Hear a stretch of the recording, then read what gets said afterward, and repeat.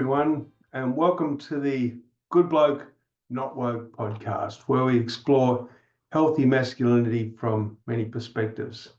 Today, I've got something exciting. First, this is my first ever female guest on the show, so that's pretty exciting. It's a landmark moment, right? But today, we're chatting with Michelle Hawke, who's an alchemist and a shaman and a master healer and spiritual mentor from the west coast of the US up in beautiful Oregon. Now, Michelle's been doing this work for a long time. She began practicing shamanism in 2003 at the age of 15. She was one of those kids who just couldn't quite fit in with life, and she knew there was something else out there, and she walked into this workshop and her life changed. She's a naturally gifted psychic and intuitive channel. And so she uses all these incredible skills with alchemy and shamanic healing and exploring energies with multiple certifications in a range of modalities. And she's a master healer now, and this allows her to work with other people, teach other people. She trains lots of practitioners in alchemy and shamanism and all forms of the healing arts. And she has a special love for working with men. So when she reached out to me and asked, if she could come and chat on the podcast, I thought, wow, this will be something really cool and something different. And I'm sure you won't be disappointed. So let's get to it. So Michelle Hawke, welcome to the Good Bloke, Not Woke podcast, where we discuss and explore all sort of perspectives around healthy masculinity. How are you doing today? I'm really well, John. Thank you for inviting me to be here. I'm really happy to be speaking with you today. Fantastic. Well, I'm really excited too because, you've got an area of expertise that I know a little bit about, but, I'm really green in this area. So you're based in Oregon, yeah? Yeah, just outside of Portland, Oregon, west coast of the US. Wow. Yeah, I went up through there, oh God, 40 years ago. Went through Portland and Eugene because I was sort of exploring my sport thing, and that was, Oregon State University where they hold the Olympic trials. So it's a deeply beautiful part University of of the world. Oregon, actually. Yeah. Yeah, the other What one. did I say? What did I say? University of... You said Oregon State, but yeah, so we've got two big universities here, and it's the other one. They're very Gotcha. competitive with each other. Yeah. Heaven forbid, that could lose me some listeners, couldn't Yeah, it? no, that's okay. Yeah, U of O, that's right. Yeah. Oh, there you go. So tell me a little bit about your journey. I mean, you discovered, I suppose, a direction for your life when you were 15 years of age, which is pretty spectacular. I'd love to know a bit more about it. Oh, thank you. Yeah, I think, particularly having been in this field for as long as I have now, I see a lot of people going through this, I'll call it like either a spiritual awakening or a self-actualization awakening later in life than I did. And people, it's never too late. If you're listening to this now, no matter what decade you're in, 30s, 40s, 50s, beyond, you're right on time. And I'm so happy you're here. And yes, I happened to almost literally stumble into my first shamanic workshop when I was 15 years old, and this was in 2003. So now, for better or for worse, you can just Google shaman near me, and it's much easier to find that sort of thing now. But at the time, 20 something years ago, it was very, it wasn't so obvious. So I came across my first shamanic workshop, and I was in high school. But even before that, I was a very magical kiddo. I was a very sensitive child, very connected with animals and nature, as I believe a lot of children are. I think children are naturally oriented toward this sensitive, open, animistic consciousness. And for those of you listening, if you don't know what animism is the underlying foundation of not only shamanism, but also many other traditions as well. That is the belief that all things are alive and all things are connected through this unifying life force. And I think, again, this is a very natural way for kids to be, where the trees have personalities and the rocks are saying things, the animals are saying things. And fortunately, my family of origin, instead of saying, stop making things up, or you're lying, or whatever, they were very supportive. And so I was very nourished in that. And so when I came across this shamanic workshop as a teenager, I walked in and everybody else there was a proper grown-up. I was the only young person there. And I felt like I was coming home. It just made so much sense to me. And the Wow. words that they were using, it's like, oh, here's the vocabulary and the context for everything that I already feel about life. And it Yeah. was like this sense of relief and breath of fresh air, and simultaneously it was a relief, but it was also in some ways kind of further alienating me from my peers, because I didn't have any other kids my age I could really talk to about this, like maybe one or two, but by and large, this wasn't the kind of thing that you really take to your friends in high school at the time. And so I continued my studies in shamanism and energy medicine throughout high school and university. And in the science department at my university, my degree's in biology.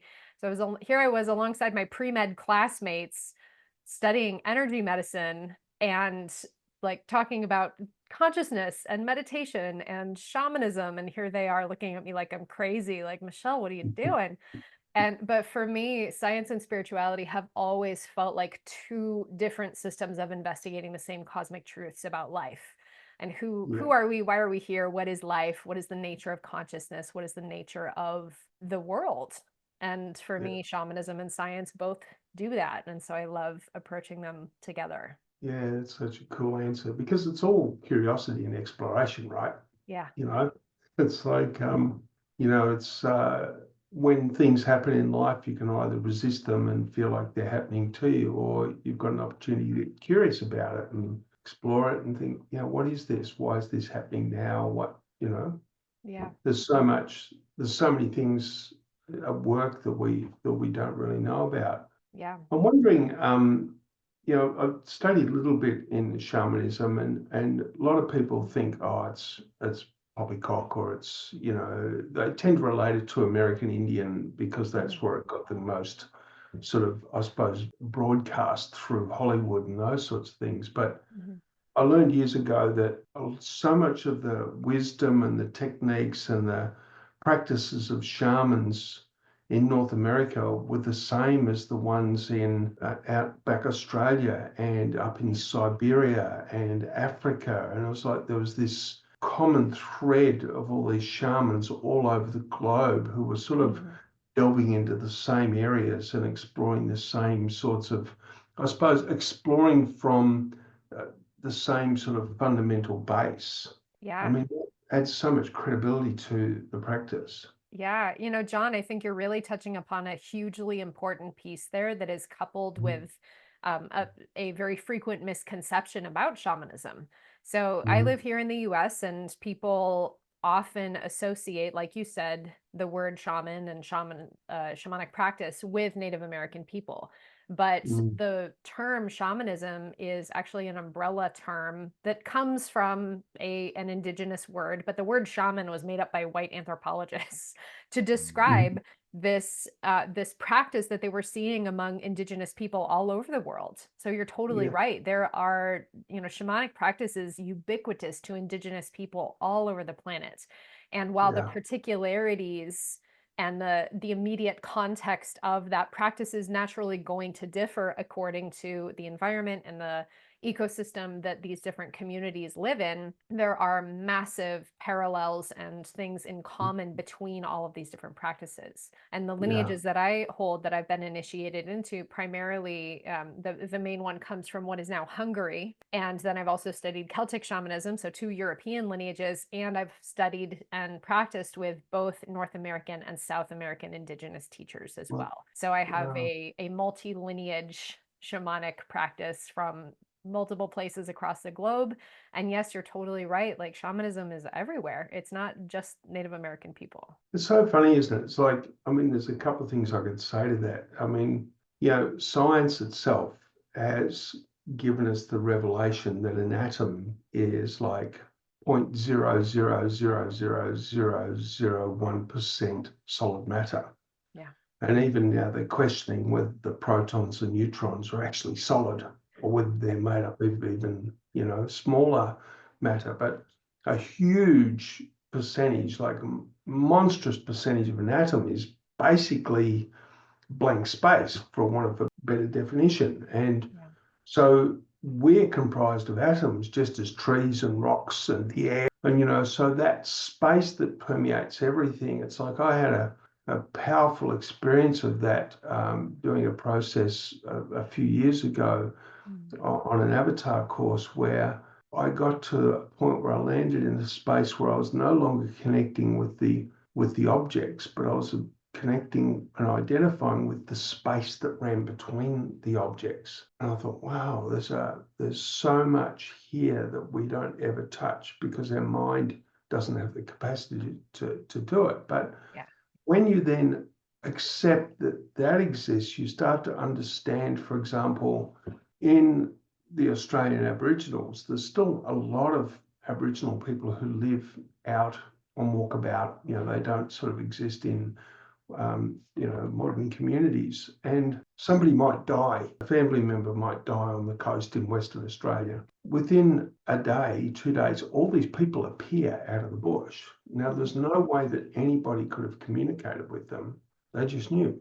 So they came, And what's really sad in Australia is that we don't celebrate that, because I've been saying to construction companies, you need to find those guys and employ them and just get them to let you know when things are not right, because they'll feel it, Yeah. It's there's so much in this. So with your work, I mean, how are you going about helping people step beyond the limits of their mind to discover this? Yeah.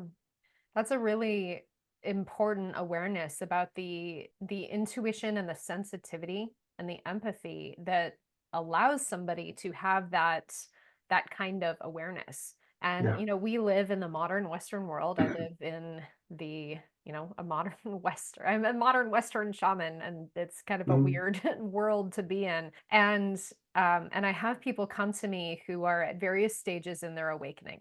And usually, like the things that these people have in common, whether they're brand new on the path or whether they're much farther along, is I already feel connected to something bigger than myself, and I want to deepen into that. And mm, there's very very ubiquitously, there's this process of dismantling density and dismantling false structures. And so we can mm, look at, okay, well, if this sensitivity and this intuitive awareness is our birthright, which I do believe that it is our natural state of being that then gets like paved over with screen time and the internet and societal conditioning and going to school, sit still, be quiet, don't talk, don't get dirt on your hands, don't like go, get muddy, and looking at all these things that we put over the top of that sensitivity in order mm, to fit into this culturally accepted and agreed upon modern box of an existence. Well, no wonder we've got that sensitivity really dulled down, because if we were to stay that sensitive, being in the world would hurt so much more mm. than it already does for a lot of people. Yeah. And I Yeah. have people come to me who are tremendously sensitive, and and bringing this to the realm of men's work and healthy masculinity, there are so many deeply, deeply sensitive men who have built up this solid wall around them Mm, because there is so much fear around actually feeling and actually being in the presence of that something greater than ourselves. And of course I see this in non-masculine people as well, but it is I think there's a lot of stigma around sensitive masculinity or sensitivity in the masculine. And so there yeah. tends to be a little bit even more stuff and density to work through and dismantle.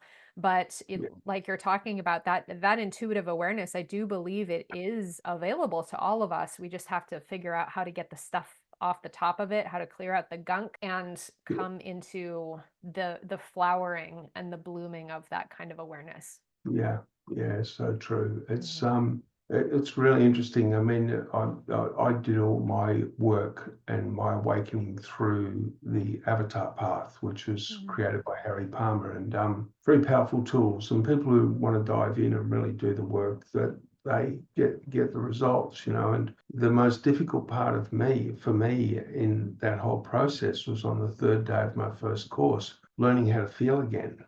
Mhm. And but using your awareness to reach out into space to feel things in your environment. And it's like my head couldn't get out of the way.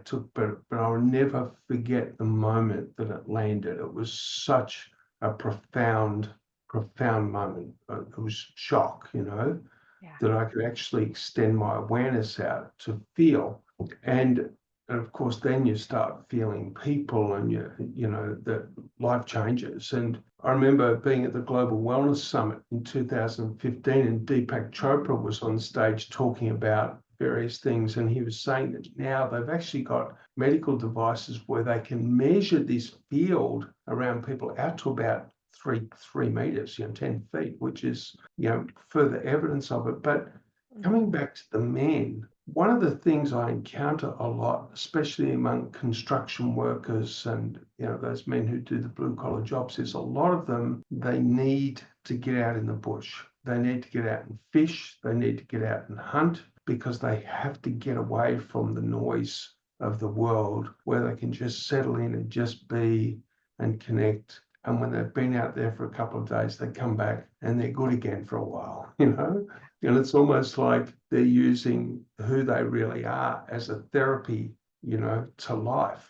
And I wonder, you must see that all the time. Absolutely. I mean, connection with nature is quintessential to everybody's well-being, but I think particularly for men who have a lot of walls built up or who have a lot of density to work through, one of the very first things I tell people, tell the men specifically to do when they start working with me is go outside and touch the earth and touch the trees and make offerings, and how to open yourself to a very safe presence. Really, the earth is a very safe presence because we belong to the earth, and the earth loves us no matter what. Trees are very non-judgmental, and the ground is not going to shame you. So opening ourselves and being vulnerable in the presence of Gaia herself is one of the safest and easiest access points, and it's very primal. It's tuning into our own Gaian consciousness, our primal consciousness, not our human intellectual cognitive piece. You inherently have to kind of turn the volume down on that a little bit in order to sink into this altered state of consciousness that is inherently a little bit not human. And there's a lot of relief there that people find. Yeah, it's so interesting, isn't it? So I know, like, from what I've read in American Indian culture, and I know there's a lot of different cultures there, so I'm generalizing, but vision quests where a man would go out on his own and he would go out into the wilderness with questions, and he would listen to the trees and listen to the wind and until he got the understanding or the depth of connection that he sought, so he could then come back home. And I know in the Aborigine tribes, they talk about going walkabout, where they just go out into the wilderness and they survive off the land, and they can be gone for weeks. And because Australia is so vast and so much of it is unpopulated, when you go out there, if you're driving, for example, and you pull over and you turn the engine off and you just stand there for a moment and just let yourself really connect, you can almost hear the stillness. It's extraordinary. And I wonder, with modern men these days, whether that's an answer for them to just on their own go bush, no one to talk to settle into that, just I suppose the breast of Mother Nature, and reconnect and have that mind quieten down. That I have found to be like, I have found that is successful for people who are at kind of a certain place in their journey. But if they're not actually ready for that level of stillness, it can be deeply challenging and very confronting. And Yeah, there are some people who, who need to do a little bit more dismantling and unpacking before that's actually going to feel like a nourishing practice. So what I yeah, mean when I say that, we've referenced alchemy a little bit so far, but I want to bring that in because I found that to be a very helpful tool in people dismantling these things in themselves and getting the stuff out of the way. So let's consider of when somebody is actually present in the stillness. And I do agree, John, just for the record, like I think that is so deeply nurturing. And I myself, I live out in the forest outside the city on 5 acres, and I love going to, quote, get lost in the forest with my dog, and we just go out and hike around every single day, and it is so nourishing and wonderful. And I love being alone out in nature. And also I know that, again, for some people who maybe aren't used to that, or have a lot of deeply ingrained discomfort or shame or agitation in their nervous systems, that level of stillness and presence is actually very uncomfortable and disorienting, So really, really important to prepare. And you mentioned also vision quest practices or walkabout practices. Those are really wonderful rite of passage experiences, but there's a lot of preparation that goes into that. Like, somebody doesn't just go out on a vision quest. You go to sweats first, you work with a teacher, you do preparation, you make prayers, there's a whole very deeply initiatory process to take off layers. And the same Yeah. is true of alchemy. So I have found, alchemy to be this deeply, deeply powerful transformational practice to, that honestly, if I could wave my magic wand and and like grant a wish to all of humanity, it would be that all of humanity has the tool of alchemy to support us both personally and also societally and collectively in our transformation and healing work, to help us come home to ourselves and come home to the part of us that can be that sensitive and can be in our hearts and our compassion and our joy. So can we talk Yeah. about that a little bit, alchemy? You bet. Well, it's like you're describing there literally like turning lead into gold, right? That is okay. That's the beginning, right? And Yeah, that's what, but I mean, metaphorically, that's what you're talking about. Yeah. And yeah, I I mean, get that's the ancient beginning. Yeah. ancient alchemists did work with metals, and that was something that I mean, I'm not melting down metals in my kitchen, but I'm still a practicing alchemist. So let's run with that though. Okay, so Yeah. we have lead to gold as kind of this, like, just the beginning understanding. So we Mm. have this base material, whatever the lead of our own consciousness, whatever that may be, and this can be our wounding, our trauma, our beliefs, our conditioning, our crud, all the crud. And there's this process that we go through that is this very logical. It's a very, one of the things I love so much about alchemy is it's both a science and a spiritual practice. So I'm over Mm. here like, yes, this is the thing. This is the answer. It brings all the pieces together. And so it's this very logical process that totally makes sense. When you know the 7 stages of alchemy, you're like, well, yeah, obviously this is how transformation works. And you go through this process and you end up with gold. You end up as with the most elevated, illuminated, thriving version of yourself, of society, of whatever the case may be. Now, the principles of alchemy are very, very ancient. These are like tens of Mm. thousands of years old. And so once you know what alchemy is, you start to see it everywhere, because in spiritual practice and in philosophy and in even in the modern sciences, actually originated in alchemy. So we can Wow. look at the root of the word chemistry, alchemy, chemistry. It's the same root of the Mm. word. So and what is alchemy but asking questions about what is life? What is consciousness? Who are we? Which is the same as what science is doing. So here in alchemy, I'd love to give you a little rundown of how that process works and how this is so helpful to everybody, but men in particular, dismantling some of this stuff. Shall we? Yeah, absolutely. Awesome. Okay, great. So alchemy is divided into 3 phases: the death phase, purification phase, and rebirth phase. And now I'm going to give you all listening here a little rundown of the 7 stages of alchemy, and I'm going to use some fancy alchemy terms. And don't worry, you don't have to remember what they are, because I have a free guide for you that you can download from my website that has. Yeah, I saw that. That's very helpful. Did you Yeah. download it? Not yet, but I saw that it's there. So It's yeah. there. It's there when you're ready. Awesome. Okay. So yeah, you can download the guide, and it's going to go a little deeper than what I do right now, and it'll tell you not only the 7 stages but also where people commonly get stuck. So if you ever feel like you're trying to make transformation in your life and you just can't figure it out, this helps you out figure out where you're stuck, and then gives you practices and awarenesses to do to move on to the next stage. So the 3 phases: death, purification, and rebirth.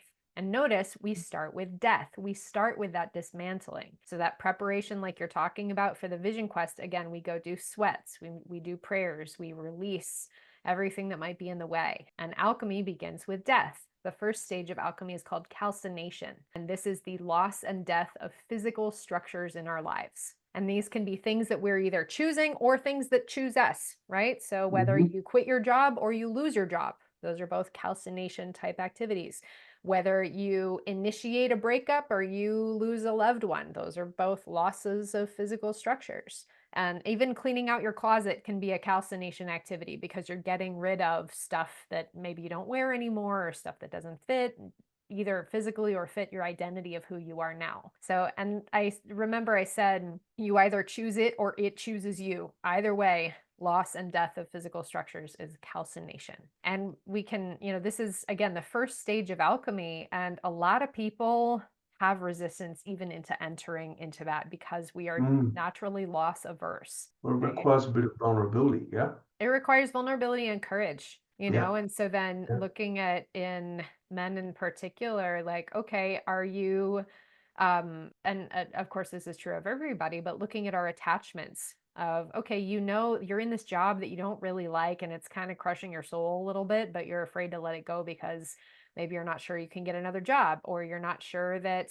you're qualified for something else, or maybe you want to change careers entirely and that's really scary to do, Yeah. or you're with somebody who you've been with for a really long time and the relationship just isn't feeling really right, and you got to do something. You either got to work on your relationship or you got to end it, but you're afraid to do either because you don't know how it's going to turn out, right? So these are definitely they're places that require vulnerability and courage for sure. Yeah, and I'm wondering whether one of the other things that's in there as well is, secrets, fear of having to reveal things, because, all of us have done things in our life that maybe are a bit funky that we wouldn't want other people to know about, and I Yeah. know there can be a lot of humiliation with revealing those things. Do you find that there's a resistance as well? Because the reason I ask that is because I know a lot of men, they do stuff, and whether it be an urge or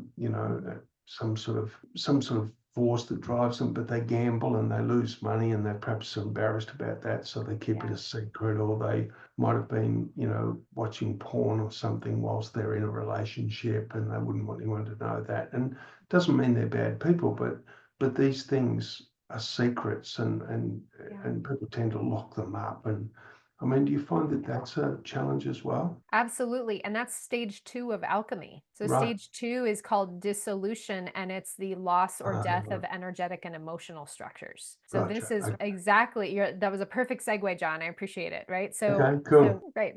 So with this, that's where people are doing really deep energetic and emotional work, processing their shame, processing resistance, fear, old beliefs, limiting beliefs, grief work. And in addition to these, you're calling them secrets, I'll say that, like, there's a lot of, particularly that I see in men, there's a lot of very deeply internalized grief and shame. And Mhm. this is Mm. again kind of a general rule, but particularly for men who are raised in modern Western culture that creates this false expectation of who men are supposed to be. I'm putting air quotes on this for you listening. Who men are supposed to be and the roles that they're supposed to fill, particularly if there's a parentification of young boys, where they're Yeah. either kind of forced into the role of having to be mature at an early age, or through the loss of a parent or the absence of a parent, or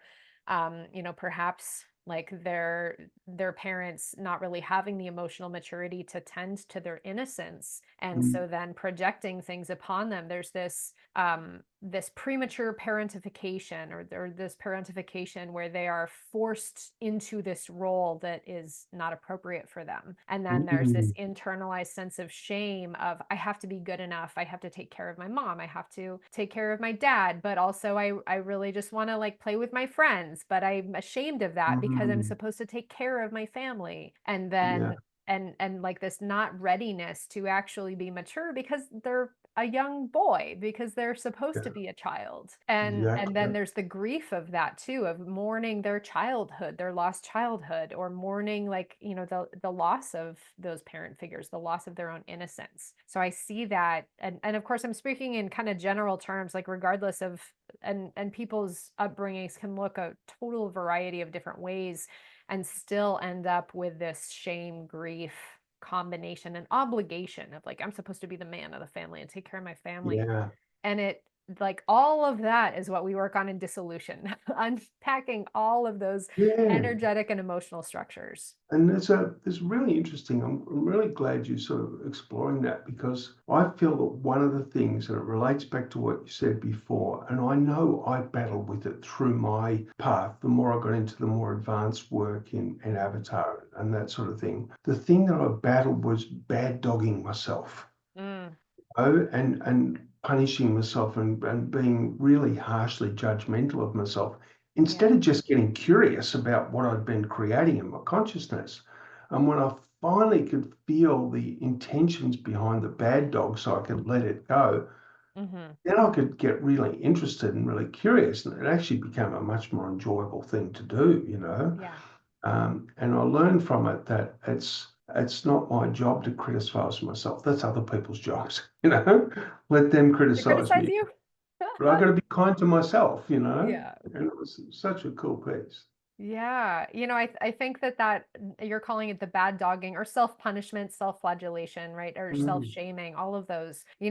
Particularly young men, like when are their brains done cooking? What, like 25 years old, right? Maybe. yeah, And yeah, so there's like young people, young men in particular, are just not capable of subtlety. And so yeah, then if they're seeing this archetype of what a man is supposed to be, mm, that's an impossible standard to live up to, because also think about like a lot of the influences that young boys have are like superheroes and villains. It's like good or bad. You're either all good or you're all bad. Like there's not a lot of nuance and subtlety in the figures that young boys generally have to look up to and model themselves on.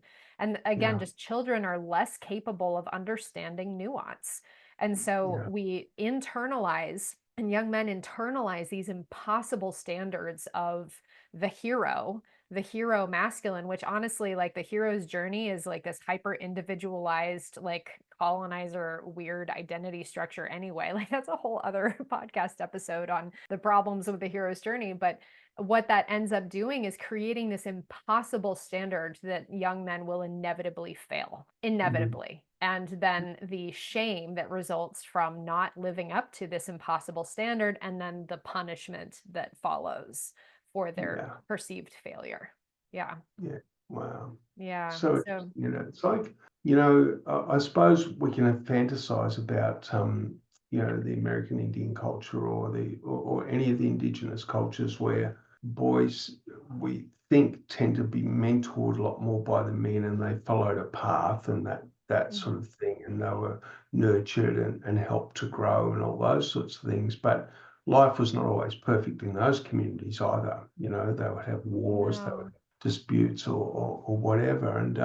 But I really feel that that's a part that's dropped out of our society. And I'm actually trying to work with community-based sports clubs to bring it back, where yeah. the older men can play more of a role in helping younger boys develop more and learn greater virtues, and learn how to be more in service, and learn how to feel good about themselves through their actions that they take. I Yeah. wonder if you feel like, the wisdom that you have, whether that can be shared across enough people in our society to get more formality in that mentoring to help. Because I Mm. mean, school teachers, so many school teachers, they've got these young men under their care 6 hours a day, and they've got no clue, and they don't know how to help this young guy understand himself. Totally. John, I think you hit upon a really important piece there where you're talking about, and of course, we don't want to romanticize indigenous culture because, as you said, of course, there's challenges in every tradition. But one of the Yeah. pieces that you touched upon was the community orientation. And Mm, that is very, very different. And, in modern Western society, again, we have this hyper individualized model of success and identity where we mm, have the nuclear family is the norm. So, like, two parents and 2.5 kids, right? Or white picket yeah. fence, whatever the version of that is. And then, children generally have fewer adult role models, I think, because you have your parents or your parent figures and you have your teacher. You might have a sports coach or whatever. But I think part of what you're talking about is this community sports clubs. even just Mm, getting to see a broad spectrum of adult identity and looking at, oh, yeah, here's this whole community of mentor figures and parent type figures that I have in my life, where I can see there's this way to be, and there's that way to be, and there's this other way to be over here. And I think that does help create some of that more nuance and subtlety of identity structure, rather yeah, than like, well, my teacher is the only grown up aside from my parents that I know, and so this just must be how adults are, you know. So yeah. that community orientation is huge. But moving beyond, and so when we're talking about the alchemical journey, we're talking again not only personally. You asked me about people having these tools in the world. Again, if I could wave my magic wand, everyone would know about this. Everyone would have alchemy in their back pocket, because again, these are systems and structures not only for our personal transformation, but also for our collective and Mm, planetary healing. yeah. So once we know what the roadmap is, again, when I have men come to me with a lot of that energetic density and a lot of suppressing their sensitivity and layers of sludge on top of their nervous systems that are always in kind of a trauma state, but they can't even feel it because there's so much stuff in the way, right? So we start with unpacking, we start with taking off the burdens, we Mm, go through death ceremonies, we work with the hidden trapped emotions, we do clearing practices, and then when there's finally enough awareness and sensitivity, then we can move beyond into some of that, the later stages of alchemy that are about that purification, working with the discernment and the bringing in some of that consciousness a little more to say, okay, who do I want to be? Who am I growing into? And then the mm, rebirth process of bringing that into actualization. yeah. I mean, that in itself is one of the most beautiful and powerful questions. Who do I want to be? Yeah. You know? So what do I aspire to as a human being? What do I want my life to stand for? You know, they're questions that we don't seem to ask anymore. And I feel like what that does is it takes away a person's opportunity to put their attention out into the world to start to look for the signs of where they want to go and create more attention out, more awareness, more attention in, less awareness, you know? And I think, I I think that question, who do you want to be, is something that people normally ask to children and then stop asking each other once people grow up, yeah, right? Like, what do you want to be when you grow up is a very common question to children, and imagination and kind of this concept of visualizing identity is very encouraged in children. And then after a certain point developmentally, that kind of inquiry actually is kind of culturally frowned upon, or I should say yeah, not encouraged. And it becomes, people perceive that it becomes much harder to reinvent oneself as you age. And people, again, if you're tuning into this, it is never too late to reinvent yourself. It is never too late to ask yourself the question, who do I want to become? What do I want to be when I grow up? Even if you're in your 70s or 80s, what do you want to be when you grow up, right? We're not mm, ever done. We get to continually evaluate and not take anything for granted about who we are and who we are growing into. mm. Well, I feel that I actually, from experience, believe that it's a question that brings an enormous amount of relief. Yeah. If I'm in front of, say, 200 construction workers and we've got them all in a room, we've been doing some work, Mhm. and I eventually get to the point where I ask them a question. I mean, who do you want to be? I mean, who do you really want to be in this lifetime? And then I continue on. I say, one day, somebody that you love is going to stand up in a pulpit somewhere and deliver a eulogy on your life. What are they going to say? You know, and who is it that you want them to be able to talk about that they want to remember? And it doesn't matter where you are now, because that's just the start point. Yeah. There's a journey here. So who do you want to be? And the whole room, I promise you, Michelle, just goes dead quiet. The feel of the room, it just goes from thinking into contemplation. And it's almost like you don't want to break the silence anymore, because perhaps for the first time, a lot of these men have realized oh, this is not the end game, Yeah. you know? That's so powerful, John. I love it. I Mhm. love that you're asking these questions and giving people an opportunity to very deeply reflect on that. Yeah. And, and letting them know there's no time limit. you know, this is a journey. You know, you might realize tomorrow it might be 10 years, but it's okay. Keep reflecting, keep feeling, keep exploring who you want to be. It's you know, I could tell you a story about there's a guy in Western Australia who set up a manpower agency. See, a lot of the construction companies who build stuff in the mines, Mm. it's not economically viable for them to carry a big workforce all the time. Mhm. So they contract workforces from a manpower agency. So this guy set up this manpower agency and he went into the prisons and he ran courses to help all these prisoners get their certificates so that they could work in construction. Mhm. And then when they came out of prison, he got them jobs and they would work remotely. We call them FIFO workers in Australia, FIFO, which means fly in, fly out. So Mhm. they'll fly in, they'll work for say 13 days, and then they'll come home for 7 days. And it's amazing the reoffending rate for his guys who go and work out in the mines and earn good money. It's microscopic compared to the norm. Like it's a very effective program.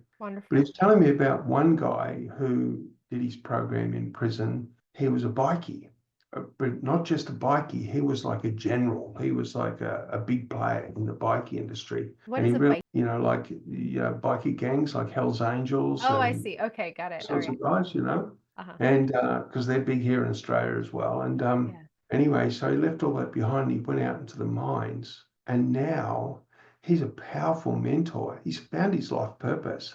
Yeah. He'll be out there in the mines, and he'll see a couple of young guys sitting down to have dinner, and he'll go past their table and say, "You guys are having dinner with me tonight." And he tells them to go and sit at the table where he's going to sit, and they're quaking because he's a big guy and he's covered in tattoos, you know, and he's very strong, very serious. And he'll say, "Right, what are you doing with your money?" You know, and Yeah. he'll just start working with them to help them to be more responsible.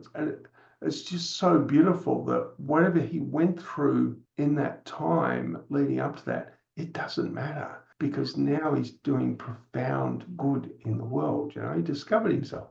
You know, Yeah, so good. wonderful. Yeah, never too late to self-actualize. And then here's the piece that I really want to highlight, John, about what you said is like we cannot transform in a vacuum. When we Mm, go through transformation and we go through this process of actualization, it inherently must ripple out beyond us and impact the people in our lives, impact society, mm, impact others. And yeah, this is inevitably what happens when people come home to themselves.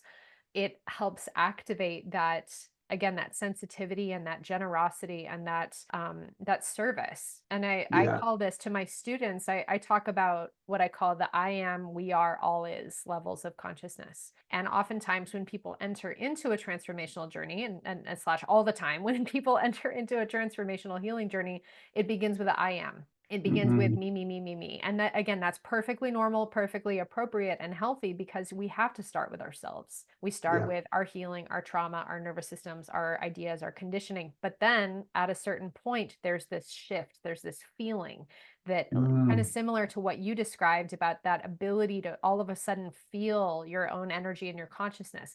And there's a mm, similar shift when people come into this certain maturity of, oh, I can look beyond myself and my own healing to those around me. And I'm all of a sudden aware of the we are. And I want to lift my family up. I want to lift my brothers and sisters up. I want to lift up my relations of those around me. I want to create I want my life to be a beneficial presence to the world. Let me be generous with my heart. Let me mm, be generous with my light. And then there's this other degree of awareness that happens of the all is, where we tune into these bigger collective frequencies of society and the systems and structures and the planet herself, and let, again, the benefits of our own well-being and our own thriving radiance extend so far out beyond us in our mm, service. I truly call this service, whether or not people consider themselves in a therapeutic care model as, therapists, social workers, practitioners, healers, whatever the case may be. We all get to be oriented in that place of how can my presence be a prayer for the well-being of all yeah, beings. How can my life be a beneficial presence to those around me? And how can I, through coming home to my own heart, how can my own beingness radiate out to inspire that gold in all people? And this is the final stage of alchemy, is it's called coagulation. And so just like the end product of alchemy, we know, is the philosopher's stone, which is said to be able to create the elixir of life, the elixir of immortality, and transmute any metal into gold. And this is where the philosopher's stone in ourselves can transmute any metal, any being out beyond us, can help inspire and activate and transform them into that gold that they already are, and help take off the sludge on top. And the immortality is truly that connection, that animism that we began this conversation with, of that connection of our life as connected to all of life and all things. And so then for people like who you're talking about, this former bikie turned mentor to young men, that is the perfect example of coming into this actualized consciousness and then expressing it out in the world. I love it. So beautifully put. So beautifully put. And it just reminds me of so many things. I mean, I have a deep gratitude for Harry Palmer and the work that he created, and the fact that I was fortunate enough to find it and to follow it and develop those abilities. And to the point where now it's so beautiful to allow these things to flourish in the world. And you know what I'm talking about. And back in 2020, I had to go to a mine site in a really remote location in the Pilbara, which is out in Western Australia, and it's vast, and it's not fully dry country, but the earth is bright red, and there's iron ore everywhere there, and there's these big mines, and to give listeners an idea of these mines, this mine that I went to, it has these trains that collect the ore. Now the mine is run remotely from Perth. There's no drivers in the trucks or on the crushing equipment or anything. It's all remote control. Okay. Wow. And the hoppers on the train carry 200 tons of ore, and there's 320 carriages on the train. It's pulled by two massive locomotives, and so these trains come in under the feeder, which fills all of the hoppers, and then the trains head into Port Hedland, where a big robot picks up the two hoppers at a time and just tips them out and puts them back on the track, right? 14 trains a day go from that mine. That's how much ore. 65,000 tons per train times 14. That's, 1 million tons and $1 million profit per day. Right. So I got sent out there to work with some construction workers who were working on a project. I think they were building it like a hydrogen power plant. And I arrived and I rang the safety manager from the company to just let him know that I arrived. It had been a big trip across country. And he said, "Oh, great, it's fantastic." He said, "I forgot to tell you, these guys are going to hate you." I said, "Really?" Okay. And he goes, "Oh, yeah, you're interrupting them." And I said, "What do you mean by that?" And he goes, "These are the hardest, gnarliest, most serious construction workers in the country. They do not like to be interrupted. They want to build what they've got to build and then move on to the next thing, He said, "So you're interrupting them." I said, "Great." Anyway, I hung the phone up and I had a bit of a laugh. And I walked into the room and I waited for them, and they all came in and they're covered in red dust. And some of them, they're almost snarling at me as they walked into the room, And I'm looking at these guys and thinking, wow, that's somebody's son. That's somebody's husband, somebody's dad, These guys, and they're hard workers. They're really honest. They've got an amazing work ethic. And they sat down, and it seriously took 5 minutes. And I was meant to speak for 90 minutes, but we spoke for 2 hours. And at the end of it, I guarantee you 70% of them queued up. A lot of them were damp eyes. They wanted to tell me their story. And that's the power of love. That's the power of acceptance and appreciation, and just being able to just flow that out into a room where these guys realize, wow, this guy hasn't come here to hurt us or dominate us or make us wrong or anything. He's come here to connect with us and help us, And it's just such a beautiful point. What was the last part of the alchemy that you called it? What was the name of it? That last Coagulation is the name. coagulation. Mhm. Yeah. So it's such a marrying of spirits, because these guys really, they've got huge hearts, Yeah. huge hearts. They're some of the best people we could ever hope to meet, and they're struggling in silence through life, thinking that there's no answers. But what Yeah. you're presenting here is an incredible pathway to them finding their power. Yeah. Yeah. There's I think I see this in sensitive men who have either, again, had to step into a role that they weren't ready for, or have to put on a face of being really hard, or being strong and silent. There's this deep tenderness underneath that. And it's Mm, almost as if, like, the sensation that I have in some of these cases is like, the harder the exterior, the more tender their heart. And it's like they have to put mm, up these walls, otherwise their heart would just break from how much they actually do feel. And I yeah. have seen this in men over and over and over again, of this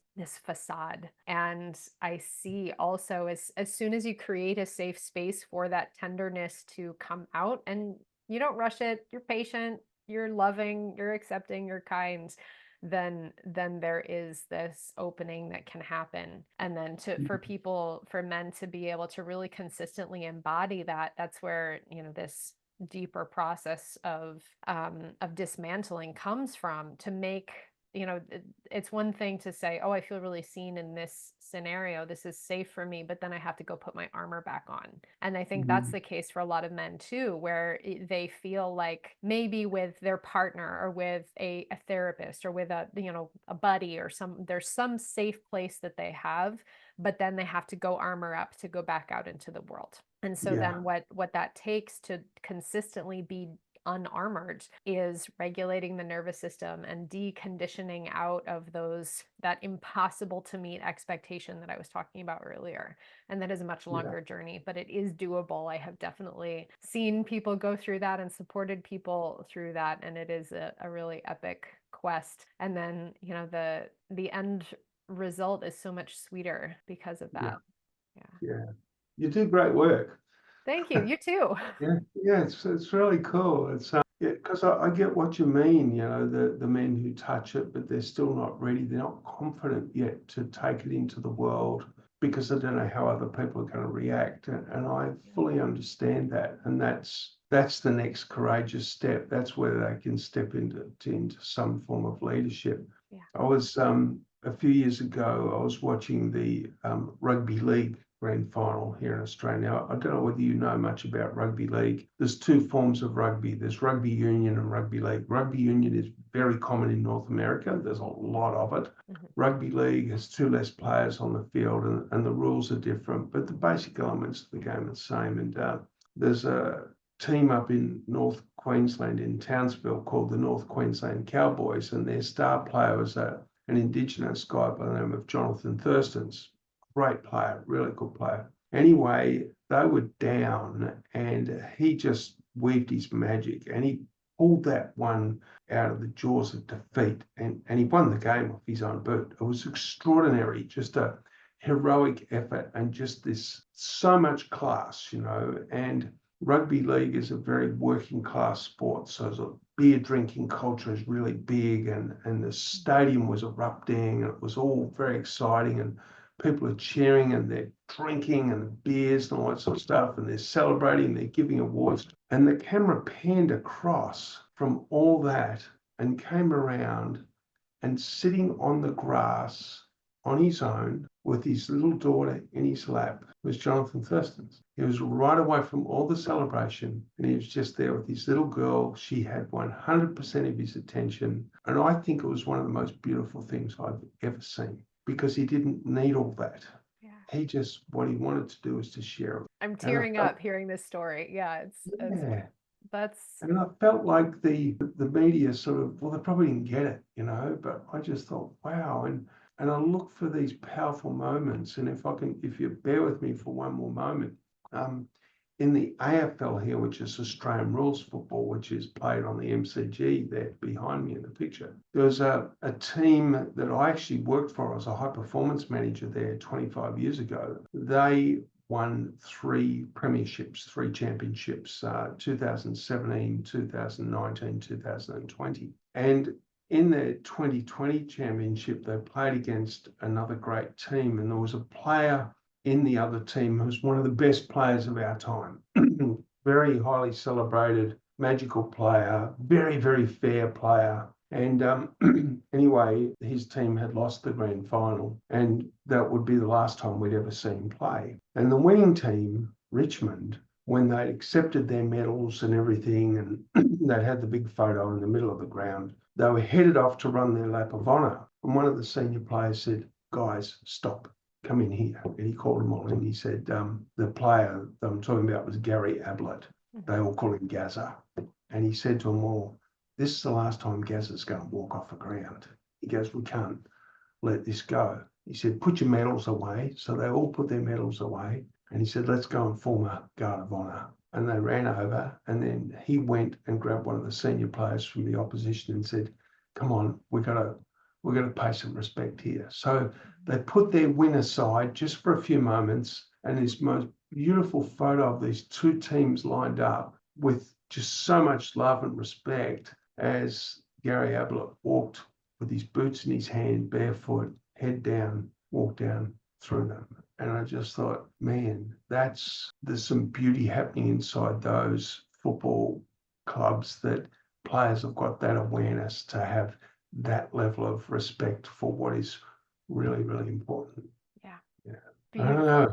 Beautiful. I just feel so overcome. I feel like this is the really perfect examples of really all the pieces that we've been talking about. And, shamanism and like these rites of passage that we talk about, a lot of these are present in some way through really healthy sports teams. And in terms of the, the community connection and the doing hard things, practicing together, exerting yourself physically, being strategic as a team, working together, getting to know each other's strengths and weaknesses.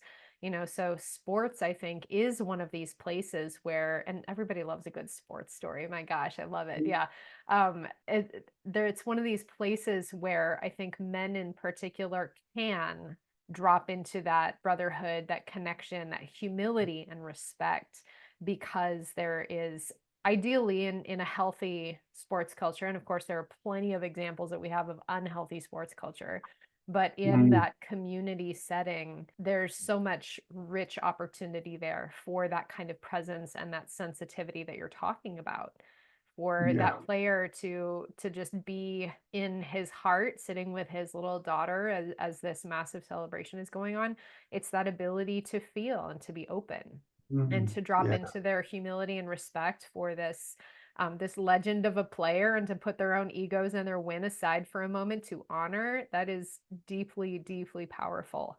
And that is part of what we're talking about, of touching that soul, touching our hearts. Yeah. Beautiful. So true. Well, I'm right with you. I feel like there's such a beautiful direction there. And I feel that, it was so interesting. People are seeking. I tuned into a podcast a couple of days ago, and the guy who invented or created the Hello Prayer app. Have you seen that app? No, what's it called? Hello Prayer? Hello, yeah. Hello Prayer? No, I haven't seen it. And he just wanted to do it for himself, because he drifted away from his religious background, and he wanted to learn how to pray. And his version of praying was begging God to do things for him and to make life easier. But what he learned was prayer is more just a meditation mantra, where you actually learn to listen and connect. Now, I'm not a religious person or anything. I grew up a Catholic, but I moved away from that. But I was really fascinated with this, and it became the #1 downloaded app in the world. And that speaks volumes about people looking for something that's beyond the day-to-day. I mean, they've just bought enough stuff,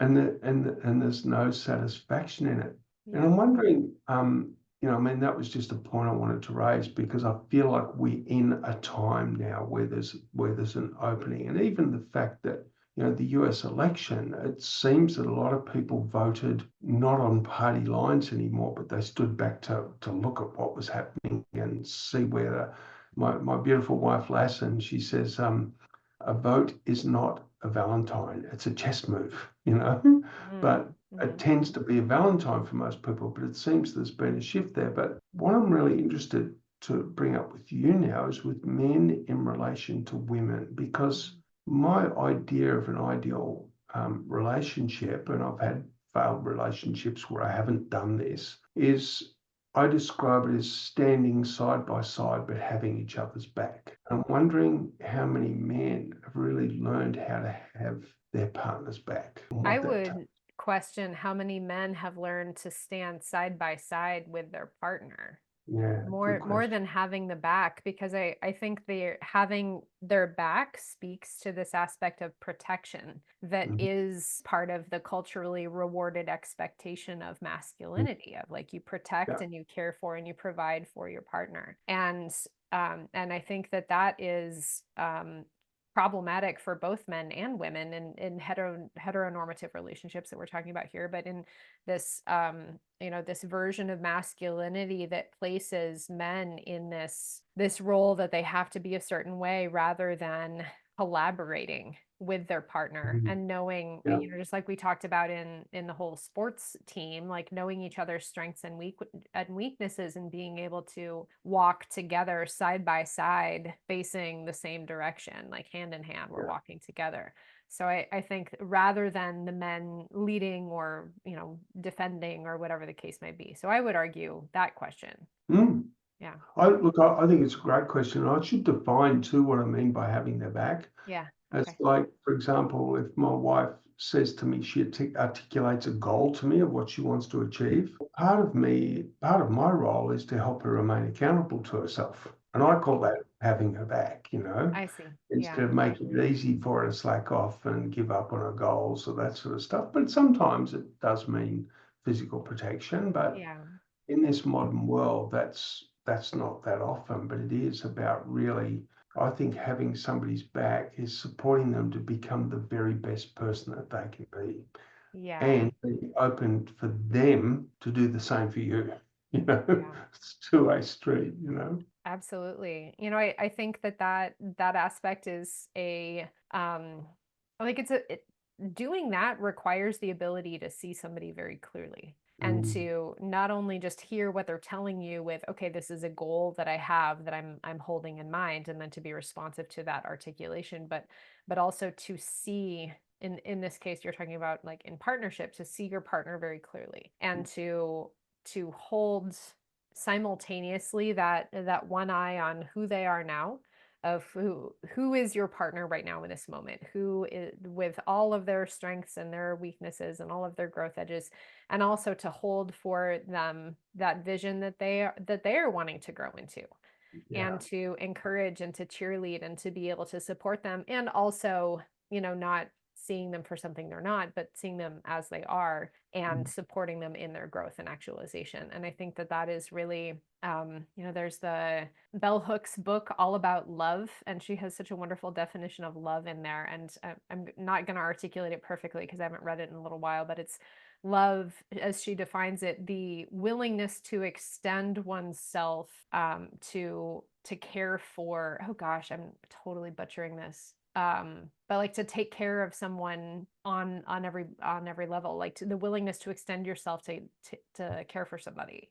And that's not quite right. Okay, everybody listening, go look up that book. It's a really wonderful read. And then don't cite me on it word for word, but it was a really great definition. And I think there's something in there about like extending ourselves for the well-being of others, and really wanting for them what they want for themselves. But here's the piece of like, well, we can't want those things more for them than they want them for themselves, so that we can yeah, remind them in those moments when they either forget or they step away or they feel lost or they feel afraid or vulnerable. We can gently guide them back to that orientation. yeah. Beautiful. You remind me of one of Harry Palmer's quotes is love is the expression of the willingness to create a space where something is allowed to change. Yeah. Nice. Yeah, it's so cool. Well, Michelle, we've been going for over an hour and I feel like we've just started to scratch the surface. Oh, no kidding. Yeah, this is great. Yeah, I really it's have been, enjoyed this. yeah, me too. I mean, you've got so much good things to contribute and you're obviously so knowledgeable in this area and you've got so much to share. So I thank you so much. You're the first female guest I've had on the show. Oh, am Um, I it's really? Oh, not, that's and it's funny. not really by design, but you Okay. know, but yeah, it's so exciting that you've been part of the show, and thank you so much. And we'll make sure all of your information is available in the show notes so that people can contact you if they'd like to explore further. Thank you. Um, Yeah, that's funny. I was wondering about that when we started recording. I was like, I'm sure he's had other women on the show before, and I guess not. So thank you for inviting me to be here. And to all of you tuning in and then listening, I hope this has been helpful to you. And again, as I mentioned, you can download that guide to the stages of alchemy from my website. My website is my name, michellehawk.com. So Michelle with 2 L's and hawk like the bird.com.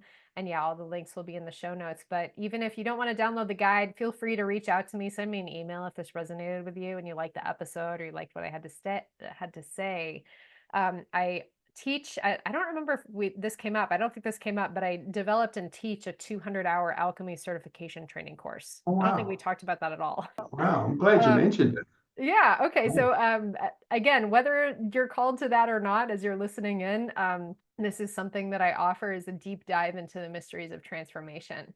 And it's something that I'm very passionate about, and I support people through this really deep study. And then I also have all sorts of other ways that you can tune in with my work. You can follow my emails, you can see what else I'm up to. But if this calls to you, then please do reach out, and you can find me through my website, michellehawk.com. thanks so much, Michelle. Well, what a treat to have you on the show. I'm really Thank you. grateful you made the time. Thank you, And John. so I really enjoyed this. What a great conversation. And thank you so much for extending the invitation. I'm really happy to be here. Absolute pleasure. And thank you, everybody, for tuning in. Please, if you enjoyed this podcast episode, share it with your friends and your colleagues. And remember, when you're out there in the world, be that adult that you needed when you're a little kid and you're in trouble or you're frightened. Thank you. Take care.